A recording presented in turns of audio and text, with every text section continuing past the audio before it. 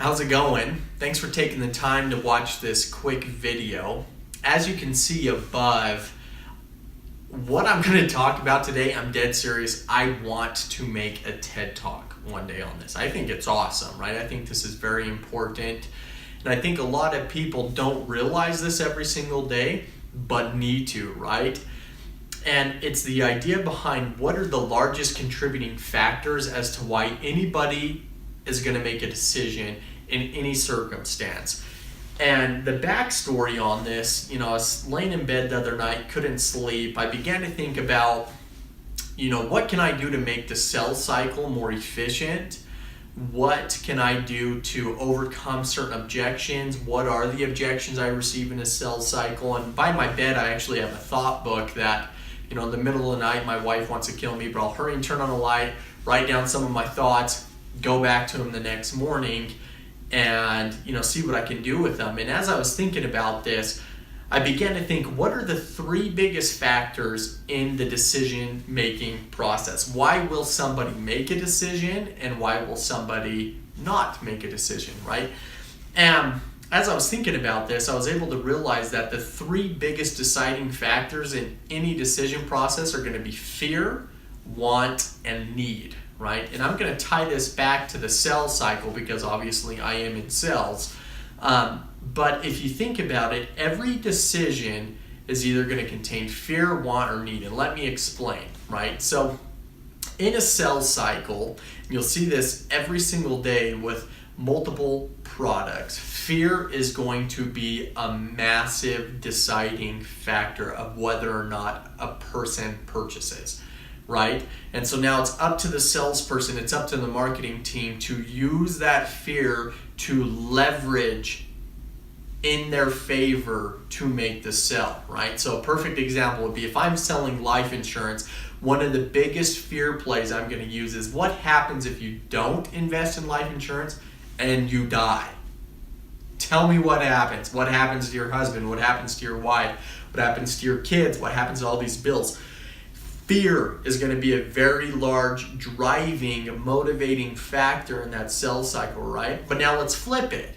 Fear, somebody doesn't want to purchase from you because they're afraid they're overpaying. They're afraid your product or service isn't going to live up to what you're currently promising.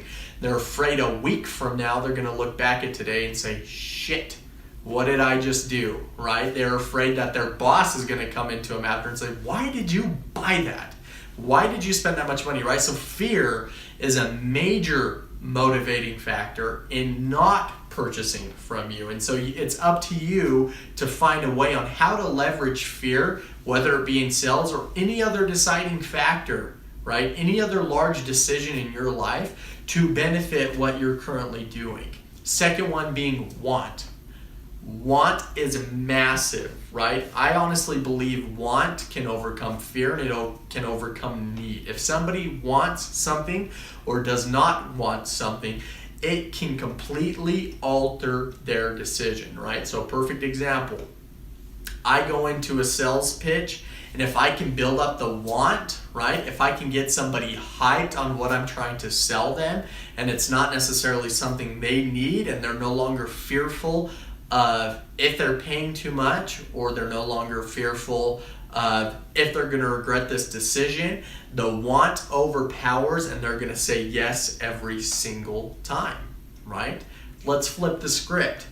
If I can't establish a want, if somebody doesn't want to book a meeting with me, somebody doesn't want to take my call, somebody doesn't want to answer to my follow-up that I'm doing with them, right? If I can't establish want, it no longer is whether or not they need it. It is no longer whether or not they're scared what will happen if they don't have it. If they do not want to purchase what I'm selling and maybe they want to continue to go with my competitor, I'm screwed. That's what it comes down to, right?